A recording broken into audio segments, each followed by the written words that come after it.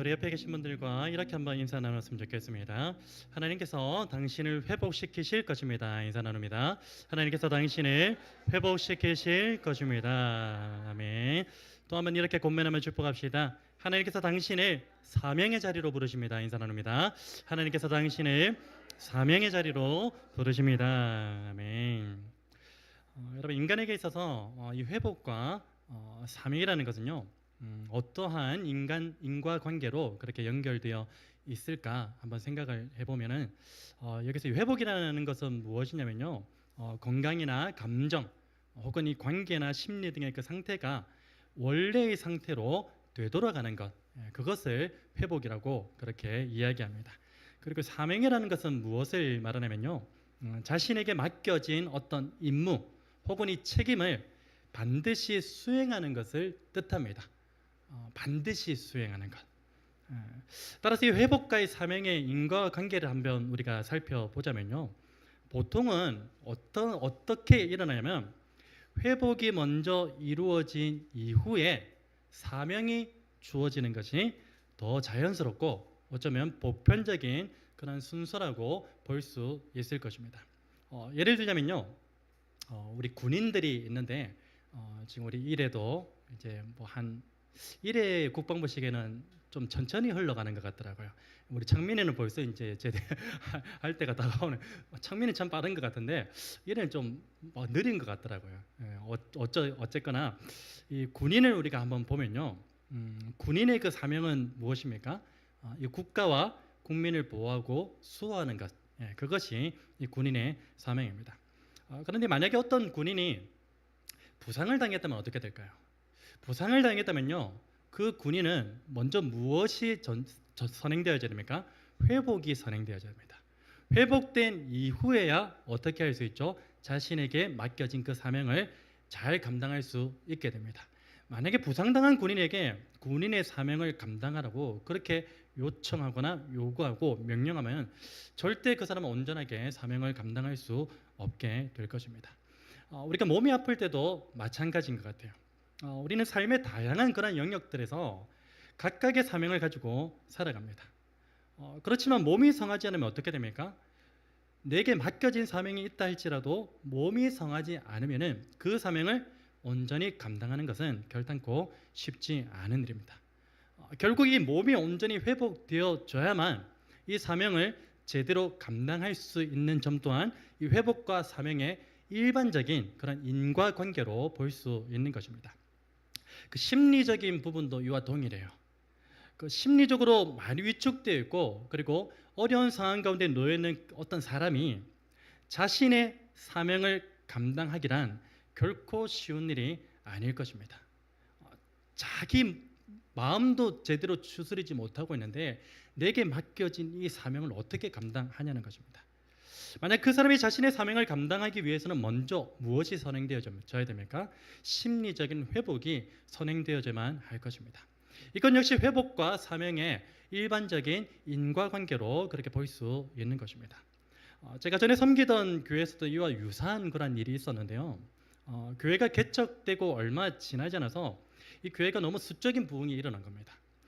이에 따라서 교회는 중직자를 세우게 되었는데 당시 장로를 세우는 일에 투표를 하게 되었습니다. 그런데 이 개척 멤버였던 집사님이 떨어진 거예요. 이 개척 멤버였던 집사님이 떨어지고 개척 이후에 등록한 어떤 분이 장로로 세움받는 그런 결과가 나오게 되었습니다. 개척 멤버였던 그 집사님은 마음이 어땠을까요? 마음에 큰 어려움을 당한 그런 상황이었습니다.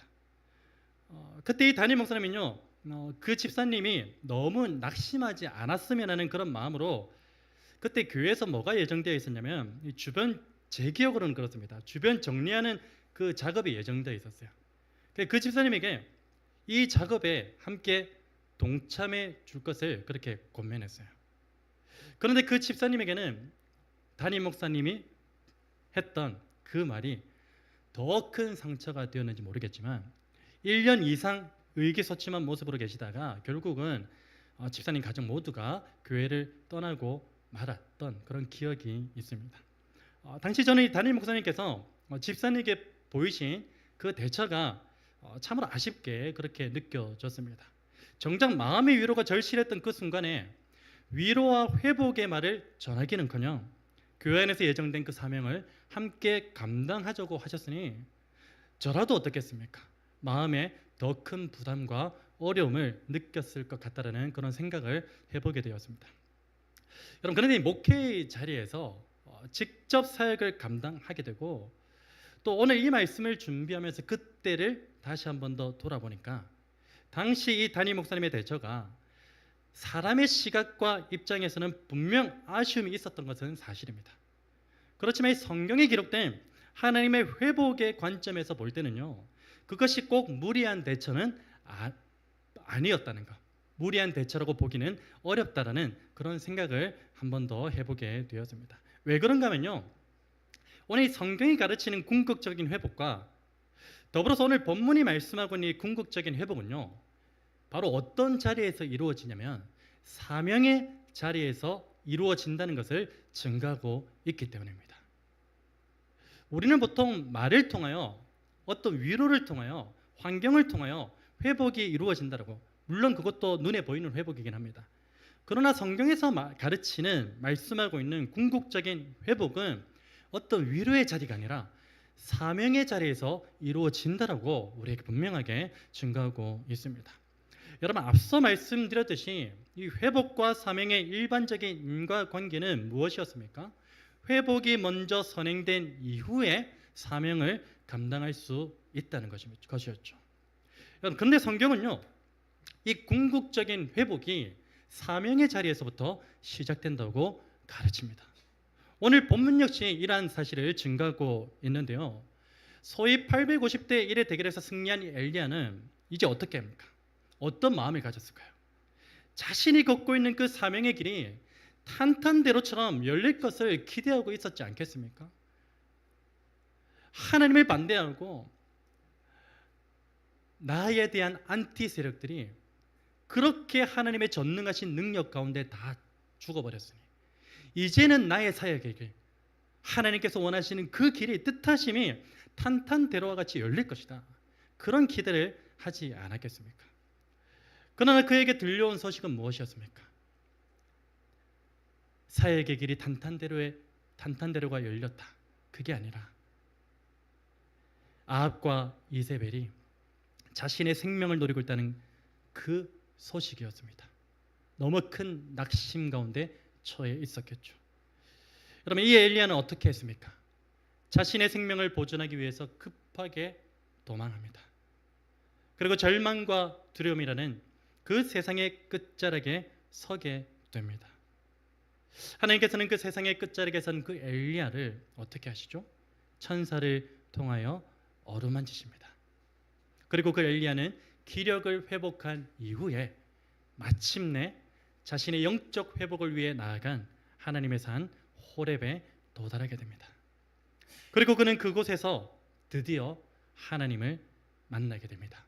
그리고 하나님의 말씀을 듣게 됩니다. 그게 오늘 본문의 말씀의 시작입니다. 여러분, 그런데 엘리야가 그곳에서 들었던 그 하나님의 말씀은요, 어쩌면 그가 기대했던 말씀이 아니었는지도 모르겠습니다. 오늘 본문 9절 말씀입니다. 같이 한번 읽어보실까요? 시작. 엘리야가 그곳 굴에 들어가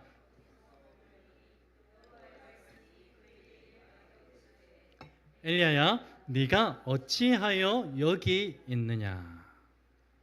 여러분, 여기서 네가 어찌하여 여기 있느냐라는 이 문장은요, 원문의 의미를 잘 살려서 번역하면 이렇게 번역이 됩니다.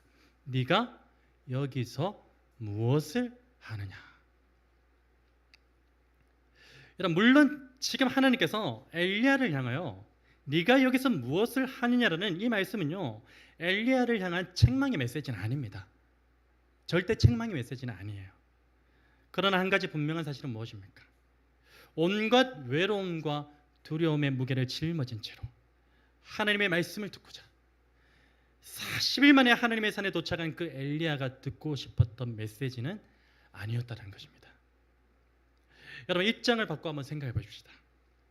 만약 오늘 저와 여러분이 이 엘리야의 상황이라면 그 상황 가운데서 하나님께로부터 가장 듣고 싶은 그 말씀은 무엇이었겠습니까?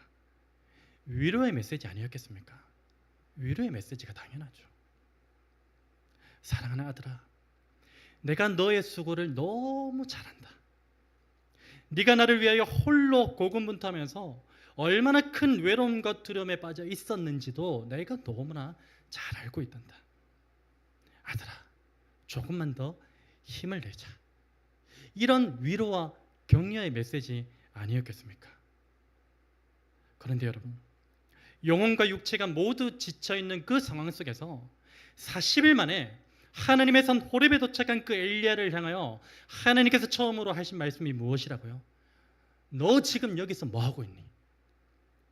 위로의 메시지가 아니에요. 너 지금 여기서 뭐하고 있니? 여러분, 이 엘리야는 하나님께 무엇이라고 항변하죠? 오늘 본문 10절 말씀입니다. 이렇게 항변합니다. 같이 한번 읽겠습니다. 10절 말씀 시작. 그가 대답하되 내가 만군의 하나님 여호와께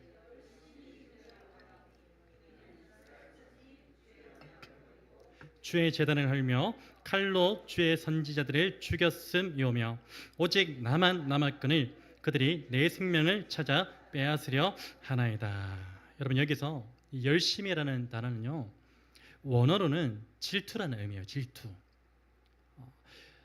이것은 출애굽 당시에 이스라엘 백성이 시딤에서 이방 여인들과 음행을 일삼으면서 또 우상 숭배하는 그런 상황이 있었어요. 그 상황 가운데서 이 음행하던 두 남녀를 창으로 찔러 죽인 비느하스에 대한 평가에 사용된 단어가 바로 이 질투라는 단어입니다. 여러분, 그래서 지금 하나님을 향한 이 엘리야의 항변은 무엇으로 풀이될 수 있습니까? 바로 이런 항변이에요. 하나님, 제가 여기서 지금 뭐 하고 있는지 정말 몰라서 물으시는 겁니까? 저는 지금까지 하나님께서 언약을 저버리고 영적 음행에 빠져 있는 이 백성들을 향하여 가지신 그 질투의 마음을 품고서 그 마음으로 하나님을 대신해서 그들을 설득했어요. 그들을 설득하다가 지금 제 상황이 어떻습니까? 죽음의 위기에까지 내몰려 가지고 지금 이곳까지 오게 되었는데 저에게 위로의 말씀은커녕 저더러 여기서 뭐 하고 있냐고요? 하나님이야말로 갈멜산에서는 당신의 전능하심을 나타내셨으면서 그 이후로는 왜 지금까지 아무런 응답도 없이 침묵하고 계시는 것입니까? 이런 항변입니다. 여러분, 이에 하나님께서는요, 엘리야를 당신 앞에서 산에 세우십니다. 그리고는 11절과 12절의 말씀을 하시는데요, 이 말씀은 이렇게 해석될 수 있습니다. 때때로 하나님은 크고 강한 바람으로 산을 가르시고 바위들을 산산조각 내시며 지진과 불로써 당신의 전능하심을 나타내기도 하시지만 지금은 세미한 소리로 당신을 나타내기 원하신다. 이렇게 해석되어질 수 있습니다. 여러분, 그리고 그 세미한 소리에 하나님께서는 엘리야가 어떤 반응을 하기 원하셨을까요? 바로 그 세미한 소리에 엘리야가 그 소리에 집중하기를 하나님은 그토록 원하고 계셨던 거죠. 그것으로 해석될 수 있습니다. 여러분, 열왕기상 18장까지 그 엘리야의 행적들을 한번 보시면요, 제가 한번 살펴봤어요. 그 행적들을 보면요, 하나님께서 이 엘리야를 통하여 얼마나 놀라운 기적들을 행하셨는지 모릅니다. 엄청난 기적이에요. 어떤 기적이 있습니까? 하나님께서는 이 엘리야를 통하여 이스라엘 가운데 가뭄을 선포하십니다. 가뭄을 선포하셨을 그때에 실제로 어떻게 되죠? 수년 동안 비가 내리지 않게 됩니다. 그리고 또 엘리야를 통해서 어떻게 하죠? 비를 내리시는 그런 기적을 행하셨어요. 그리고 그릿 시내가에서는 어떠했습니까? 하나님께서는 이 까마귀를 통하여 엘리야를 아침 저녁으로 먹이셨습니다. 놀라운 일 아닙니까? 또한 엘리야를 통해서 이 사르밧 과부의 기름과 그 가루가 끊어지지 않게 하셨어요. 그리고 그 과부의 아들을 살리시는 놀라운 기적을 행하셨습니다. 무엇보다 이 엘리야로 하여금 갈멜산 850대 1의 대결에서 승리를 맛보게 하심으로써 하나님의 전능하심과 기적을 나타내 보이셨습니다. 여러분, 이처럼 하나님께서는요, 엘리야의 삶 속에서 수많은 기적을 통하여 당신의 전능하심을 나타내 보이셨습니다. 그러나 지금은 어떻습니까? 하나님의 전능하심을 나타내 보이시기보다는 이 엘리야에게 기적이 아니라 세미한 음성으로 나타나신 것입니다. 여러분, 왜 하나님께서는 이 엘리야에게 지금까지는 기적으로 전능하심으로 그렇게 나타내셨으면서 왜 지금은 세미한 음성으로 나타나셨을까요? 그 이유는 바로 이 엘리야에게 다시 한번 사명을 확인시켜 주시기 위해서입니다. 여러분, 성경에서 이 하나님께로부터 사명을 받는 장면들이 있잖아요. 그 장면들을 보면요, 대부분 어떻게 이루어지는 줄 아십니까? 하나님께서 놀라운 기적을 보여주시면서 나는 이렇게 전능하니까 너는 나를 위한 종이 되어야 돼, 이러한 방식으로 사명을 주셨나요? 그렇지 않습니다. 결코 그렇지 않아요.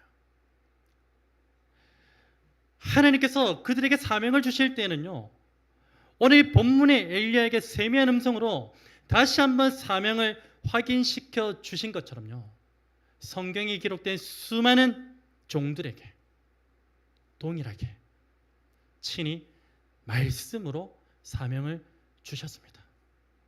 그리고 놀랍게도 하나님께로부터 받은 사명을 받은 이들 모두는요, 사명을 받은 그 자리에서 무엇을 경험하게 되냐면 회복을 경험하게 됩니다.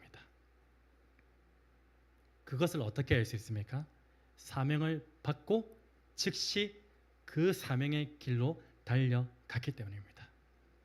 여러분, 회복과 사명의 일반적인 인과관계가 어떻다라고 했습니까? 회복이 선행될 때 사명을 감당한다.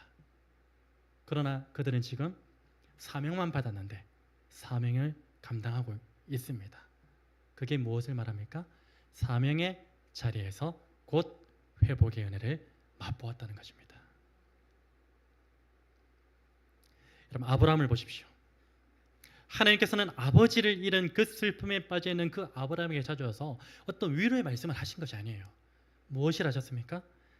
너는 너의 고향과 친척과 아버지의 집을 떠나 내가 네게 보여줄 땅으로 가라. 내가 너로 큰 민족을 이루고 네게 복을 주어 내 이름을 창대하게 하리니 너는 복이 될지라 라는 이 말씀으로 사명을 주셨습니다. 그리고 이 아브라함은 그 자리에 일어나 그 말씀을 그대로 따라갔습니다. 회복되지도 않았는데 사명을 감당할 수 있습니까? 없어요. 사명을 받은 그 자리에서 회복이 동시에 일어났다라는 것입니다. 모세를 보십시오. 하나님께서 40년 동안 미디안 광야에서 실패감에 사로잡혀 도망자의 신분으로 살고 있던 그 모세에게 찾아오십니다. 그리고 그 모세에게 이제 때가 되었으니 이스라엘 자손을 애굽에서 인도해 내라는 사명을 주세요. 이에 모세는 어떻게 합니까? 물론 우여곡절이 있었죠. 우여곡절 끝에 하나님의 말씀을 따라 애굽으로 가게 됩니다. 회복이 없었는데 사명을 감당합니까? 못하죠. 사명을 받는 그 자리에서 하나님과의 대화를 통하여서 말씀을 통하여서 회복을 맛보고 사명의 길로 달려갈 수 있게 되었던 것입니다. 마지막으로 여호수아를 보십시오. 하나님께서는 모세가 죽은 이후에 이 리더의 자리를 이어받은 여호수아가 두려움 가운데 부담감으로 사로잡혀 있을 그때에 그에게 찾아오십니다. 그리고 그에게 무엇이라고 말씀하시죠? 내 종 모세가 죽었으니 이제 너는 이 모든 백성과 더불어 일어나 이 요단을 건너 내가 그들 곧 이스라엘 자손에게 주는 그 땅으로 가라는 이 사명을 주셨습니다. 그리고 여호수아는 어떻게 했습니까? 그 말씀을 따라 나아갔습니다. 사명의 길로 나아갔다는 것입니다. 회복이 없었는데 사명의 길로 간다고요? 아니죠. 사명을 받는 그 자리에 회복의 은혜까지 임했다는 것을 우리에게 말씀해 주고 있는 것입니다. 여러분, 이처럼 하나님께서는요, 당신의 종들에게 놀라운 기적이 아니라 조용하지만 분명하고 확실한 당신의 말씀으로 사명을 확인시켜 주셨습니다. 무엇보다 그 말씀은요, 그들로 하여금 자신의 정체성을 발견하게 했습니다. 내가 누구인지 그 정체성을 다시 한 번 더 확인시켜주는 계기가 되었고요. 그 정체성의 회복은 곧 깊은 위로와 회복으로 이어졌던 것입니다. 여러분, 오늘 본문의 엘리야도 마찬가지입니다. 하나님께서는 본문 13절에서 이 엘리야를 향하여 네가 어찌하여 여기 있느냐라고 그렇게 말씀하시면서 다시 한번 그에게 무엇을 확인시켜 줍니까? 정체성, 곧 사명을 재확인시켜 줍니다. 네가 지금 누군데 너는 지금 여기 있어야 될 사람이 아니야라고 그렇게 사명을 재확인시켜 주고 있다는 것입니다. 이 엘리야는 어떻게 합니까? 14절 말씀을 통해서 11절과 동일한 대답을 해요. 그리고 하나님께서는 엘리야에게 15절에서 17절 말씀으로 새로운 사명을 부여해 주세요. 그리고 엘리야는 어떻게 합니까? 19절에서 증거하고 있듯이 그 말씀을 그대로 따라가게 됩니다. 사명을 그대로 감당하게 되었다는 것입니다. 여러분, 오늘 본문 가운데 하나님이 단 한 번이라도 엘리야에게 내가 너의 어려움을 잘 안다, 내가 너를 위로하고 있잖아, 강하고 담대해라, 이런 말씀을 하신 적이 있습니까? 단 한마디의 위로의 말씀이 없었습니다. 그저 너 여기서 지금 뭐 하고 있니? 너의 정체성이 무엇인데 네가 지금 여기에서 머물러 있느냐? 그렇게 자신의 정체성을 상기시켜 주셨어요. 그리고 사명을 부여하셨죠. 그것밖에 한 게 없습니다. 여러분, 회복과 사명의 이 일반적인 인과관계로는요, 이 엘리야가 사명의 자리로 나아갈 수 없는 상태예요. 회복되지 않았기 때문에. 그런데 어떻게 되었습니까? 사명을 받은 그 자리에서 회복이 일어나고, 회복이 일어난 그 자리에서 사명을 감당할 수 있는 그런 놀라운 사역자로 다시 한번 세워질 수 있게 되었다는 것입니다.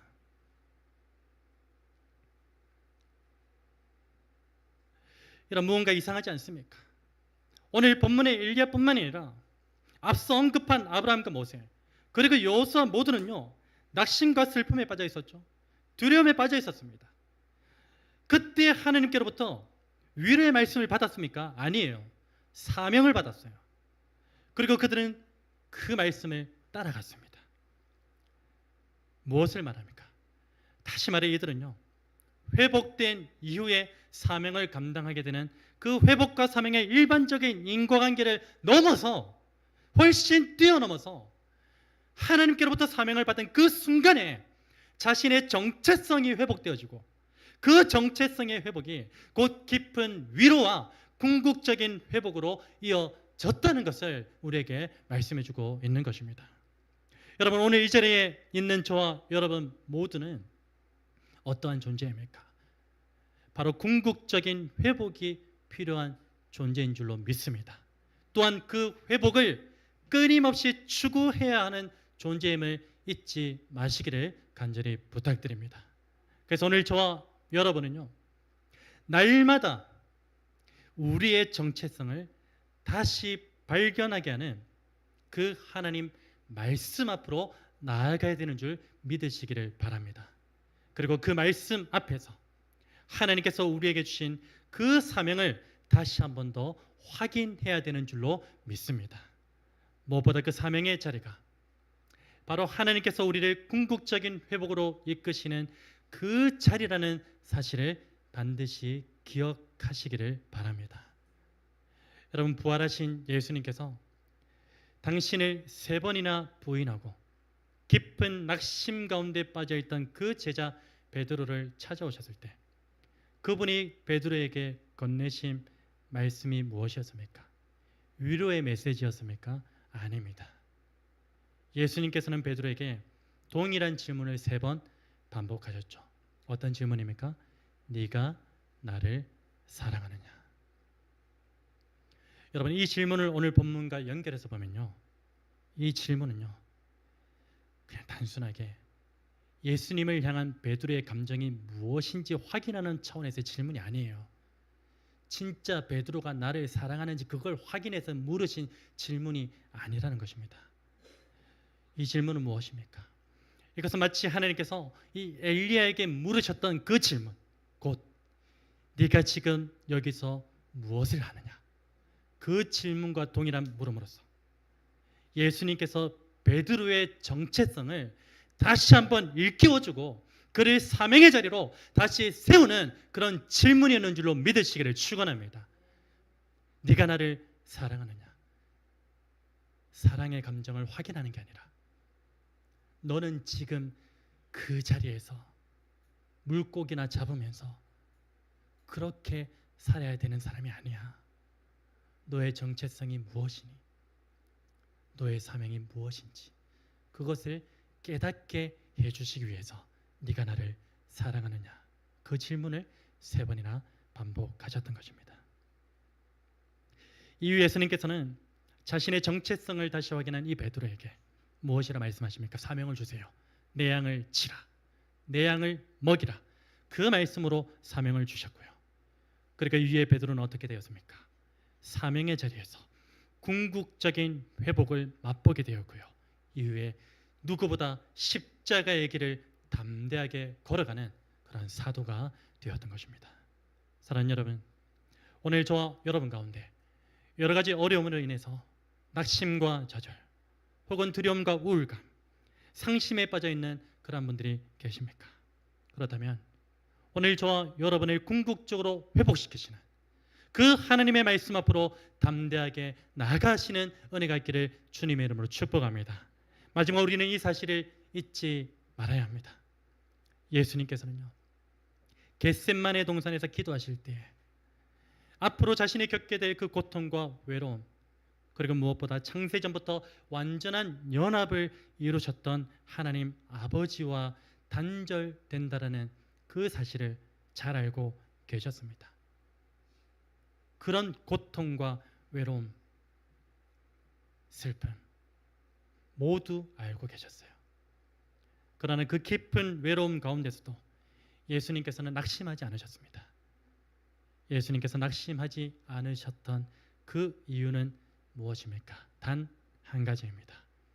바로 자신이 십자가를 지는 것이 하나님의 뜻이며 그곳이 곧 자신의 사명임을 기도하는 가운데 다시 한번 확인했기 때문입니다. 여러분, 간절히 바랍니다. 오늘 저와 여러분 모두가 날마다 하나님 말씀 앞으로 나아가셔서 그 자리에서 하나님의 자녀로서의 그 정체성을 다시금 발견하게 되는 은혜가 있기를 주님으로 축복합니다.